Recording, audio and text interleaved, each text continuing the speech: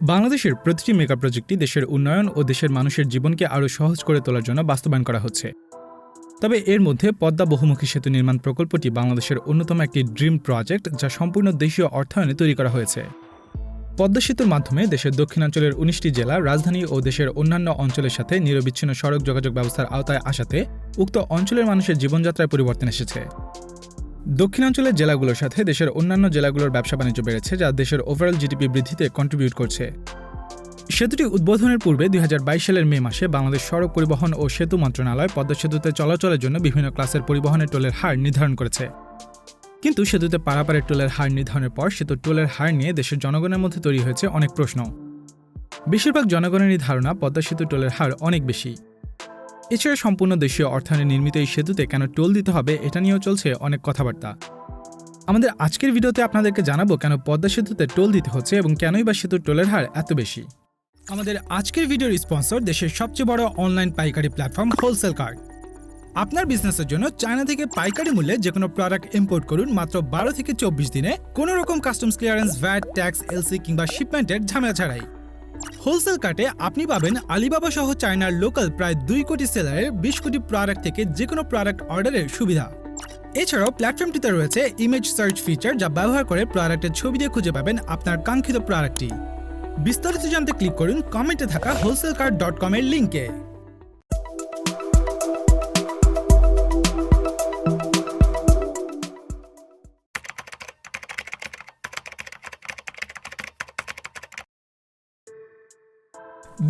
সালে বাংলাদেশ সরকার নিজস্ব অর্থায়নে দেশের সর্বোচ্চ অগ্রাধিকারপ্রাপ্ত মেগা প্রজেক্ট পদ্মা সেতু নির্মাণের ঘোষণা দেয়। ২০১৪ সালে মূল সেতু নির্মাণে China major bridge engineering company limited এবং রিভার ট্রেনিংয়ের জন্য সিনো হাইড্রো কর্পোরেশন লিমিটেডের সাথে চুক্তির মাধ্যমে সে বছরের ডিসেম্বর মাসেই সেতুটির নির্মাণ কাজ শুরু হয়। দ্বিতল বিশিষ্ট পদ্মা সেতু মেগা প্রজেক্টটি নির্মাণে ব্যয় হয়েছে ৩০,১৯৩ কোটি টাকা। মূল সেতু ও ভায়াডাক্ট মিলিয়ে সেতুটির মোট দৈর্ঘ্য ৯ কিলোমিটারের বেশি। এছাড়া মূল সেতুর জন্য ১২ কিলোমিটার বেশি অ্যাপ্রোচ রোড নির্মাণ করার পাশাপাশি এই প্রকল্পের জন্য ব্রিজের দুই পাশে ১৪৭১ হেক্টর জমি অধিগ্রহণ এবং প্রায় ১৪ কিলোমিটারের রিভার ট্রেনিংয়ের কাজ করা হয়। প্রজেক্টটির মেইন ব্রিজ, রিভার ট্রেনিং, উভয় পাশের অ্যাপ্রোচ রোড, সার্ভিস এরিয়া ও জমি অধিগ্রহণ সহ সার্বিক কাজ বাস্তবায়নে কাজ করেছে বাংলাদেশ ব্রিজ অথরিটি। দ্বিতল হওয়ায় পদ্মা সেতুর উপরের অংশে চলছে বাস, ট্রাক সহ সাধারণ যানবাহন এবং নিচের অংশে চলবে রেল। এছাড়া সেতুর রেল অংশে চলাচলের জন্য ভিন্ন আরেকটি mega project Padma bridge rail link প্রজেক্টের আওতায় ঢাকা থেকে পদ্মা সেতুর মাওয়া অংশ পর্যন্ত এবং সেতুর অপর পারের মাদারীপুর, শরীয়তপুর, ফরিদপুর, গোপালগঞ্জ, নড়াইল এবং যশোরকে যুক্ত করতে নতুন রেল লাইন তৈরি করা হচ্ছে। পদ্মা সেতু পারাপারে সর্বনিম্ন ১০০ টাকা টোল দিতে হয় মোটরসাইকেলের জন্য। এছাড়া কার বা জিপের জন্য ৭৫০, মাইক্রোবাস ১৩০০, ছোট বাস ১৪০০ ও বড় বাস ২৪০০, পিকআপের জন্য ১২০০, ৫ টনের ছোট ট্রাক ১৬০০ আর ৩ এক্সেলের বড় ট্রাকের জন্য ৫৫০০ এবং ট্রেলারের এক্সেলের উপর ভিত্তি করে ৬০০০ টাকা বা তারও বেশি হারে টোল দিতে হচ্ছে। পদ্মা সেতুর টোলের হার বর্তমানে পদ্মা নদীতে চলমান ফেরির ভাড়ার চেয়ে গড়ে প্রায় ১.৫ গুণ বেশি। অন্যদিকে দেশের দ্বিতীয় দীর্ঘতম ৪.৮ কিলোমিটারের বঙ্গবন্ধু সেতুর তুলনায় পদ্মা সেতুর টোলের হার প্রায় দ্বিগুণ। পত্রপত্রিকা থেকে শুরু করে সোশ্যাল মিডিয়ায় পদ্মা সেতুর উচ্চ টোল হার নিয়ে প্রচুর প্রশ্ন ও মতামত দেখা গেছে। অনেকেই কনফিউজড যে কেন সম্পূর্ণ দেশীয় অর্থায়নে নির্মিত এই সেতুতে টোল দিতে হচ্ছে, আর টোল দিতে হলেও সেটার পরিমাণ কেন এত বেশি। কিন্তু আদতে পদ্মা সেতুর টোল কি বেশি? সড়ক পরিবহন ও সেতু মন্ত্রণালয় সূত্রে সাধারণত বিদেশি অর্থায়নে সেতু নির্মাণ করা হলে সেতুর টোল হার নির্ধারণে দাতা সংস্থা বা ঋণ প্রদানকারী রাষ্ট্রের বিভিন্ন শর্ত বা পরামর্শ থাকে। কিন্তু দেশীয় অর্থায়নে নির্মিত সেতুর ক্ষেত্রে এ ধরনের কোনো বাধ্যবাধকতা থাকে না, যার প্রেক্ষিতে সাধারণত সেতু চালু হওয়ার আগে ফেরিতে যে হারে ভাড়া নেওয়া হতো সে অনুযায়ী সেতুর টোল নির্ধারণ করে থাকে সড়ক ও জনপথ অধিদপ্তর। তবে প্রথম আলোর একটি রিপোর্ট অনুযায়ী সেতু বিভাগের সিনিয়র সচিব খন্দকার আনোয়ারুল ইসলাম জানান, বিদ্যমান ফেরির ভাড়ার চেয়ে সেতুর টোলের হার ১.৫ গুণ নির্ধারণ করাটা স্ট্যান্ডার্ড প্র্যাকটিস। তবে টোল হার বেশি হলে সরকার তা কমাতেও পারে। অর্থাৎ ফেরির ভাড়ার চেয়ে পদ্মা সেতুর টোলের যে পার্থক্য তা আসলে সরকারি স্ট্যান্ডার্ড মেনেই ঠিক করা হয়েছে এবং ফেরির চেয়ে উচ্চ মূল্য হলেও আদতে টোল হার বেশি নয়। আর সেতুতে টোল কালেকশন শুধু বাংলাদেশেই নয়, বরং বিশ্বের ছোট বড় প্রায় সব দেশেই টোল কালেক্ট করা হয়।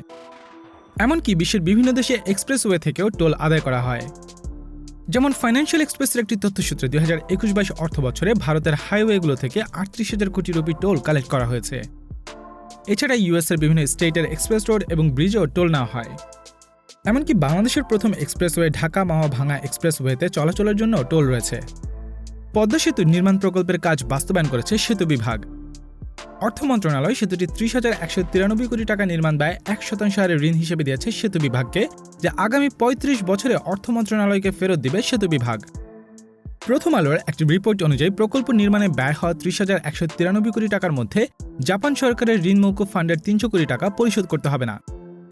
সেই হিসাবে সেতু বিভাগকে আসল হিসেবে প্রায় ২৯,৯০০ কোটি টাকা ফেরত দিতে হবে। এই টাকার সাথে অতিরিক্ত ১% ইন্টারেস্ট সহ মোট পরিশোধ করতে হবে ৩৬,৪০৩ কোটি টাকা। তার মধ্যে প্রথম বছরই সরকারকে ৬০০ কোটি টাকা কিস্তি পরিশোধ করতে হবে। এছাড়া সেতুটির রক্ষণাবেক্ষণের জন্য প্রতি বছরই ব্যয় করতে হবে। এই ব্যয়ভার মেটাতেই পদ্মা সেতু থেকে টোল আদায় করা হবে। টোল আদায় এবং রক্ষণাবেক্ষণের জন্য সরকার মূল সেতুর নির্মাণ কাজ করা China major bridge engineering company এবং পরামর্শক প্রতিষ্ঠান কোরিয়া এক্সপ্রেস কর্পোরেশনের সাথে টেকনোলজি ট্রান্সফারের ভিত্তিতে জয়েন্ট ভেঞ্চারে একটি কোম্পানি প্রতিষ্ঠা করেছে। জয়েন্ট ভেঞ্চার অনুযায়ী এ দুটি প্রতিষ্ঠান মূলত আগামী ৫ বছর সেতু পরিচালনা প্রতিষ্ঠানকে টোল আদায় ও মেইনটেন্যান্স সার্ভিস দিবে এবং সেতু পরিচালনা প্রতিষ্ঠানের স্টাফদের এ বিষয়ে ট্রেনিং প্রদান করবে। এই কাজের জন্য আগামী ৫ বছরে দুটি প্রতিষ্ঠানকে সরকারের দিতে হবে ৬৯৩ কোটি টাকা। অর্থাৎ বাৎসরিক গড়ে প্রায় ১৩৯ কোটি টাকা খরচ হবে টোল আদায় এবং মেইনটেন্যান্সের পেছনে। প্রথম আলোর একটি রিপোর্টের তথ্যসূত্রে সেতু বিভাগের এস্টিমেশন অনুযায়ী ইনিশিয়ালি দৈনিক গড়ে ৮,০০০ যানবাহন যাতায়াত করবে এই সেতুতে। প্রথম বছরে সেতু বিভাগ পদ্মা সেতু থেকে প্রায় ৪৭০ কোটি টাকা আয়ের লক্ষ্যমাত্রা নির্ধারণ করেছে, যা আসলে পদ্মা সেতুর মেইনটেন্যান্স এবং ঋণ পরিশোধের জন্য পর্যাপ্ত নয়। তবে ভবিষ্যতে এই সেতুকে কেন্দ্র করে দেশের অভ্যন্তরীণ বাণিজ্য বাড়ার সাথে সাথে সেতুতে যাতায়াত করা যানবাহনের সংখ্যা বেড়ে দৈনিক যাতায়াতকৃত যানবাহনের সংখ্যা দাঁড়াবে ৪১,০০০।